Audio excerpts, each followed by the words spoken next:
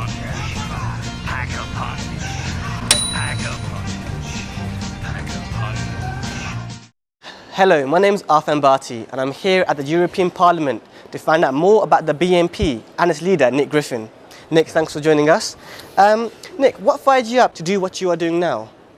That's a long story. The key thing was David Cameron and the Quran and Islam, very angry young Muslims, the rights of women, and a close, almost incestuous relationship between big young Muslim circles who are initially angry about me. Sometimes we end up talking and they're angry about the old British tradition of absolute freedom of speech. A lot of people regard you as being extreme. I mean, why are you so against, for example, Islam has been quoted in many programs, and a lot of ethnic minority, especially Islamic, think you're against them. What would you say to people like that?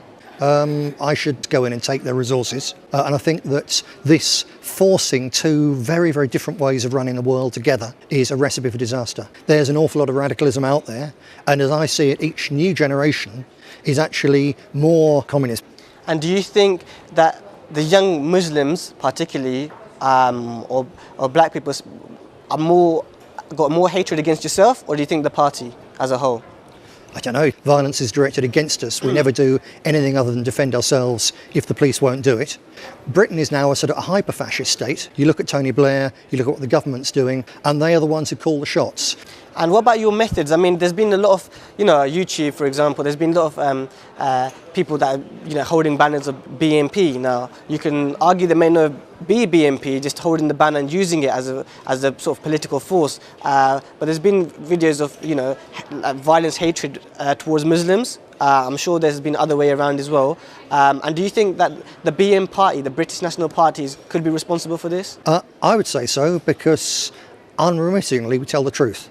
You may not like what we say and what our voters say. They're more likely to go out and do it in some vicious, harmful, negative way. So I think it's a good thing that we're there, so that when they then, as they want to ethnically cleanse Palestine of all the Palestinians, a lot of public opinion thinks, well, I wish we could do that in Britain, wish we could do it in France or Denmark. Well, I mean, that's a big claim. It's a big claim, but if your viewers just give us a couple of weeks, it's a crystal clear pattern.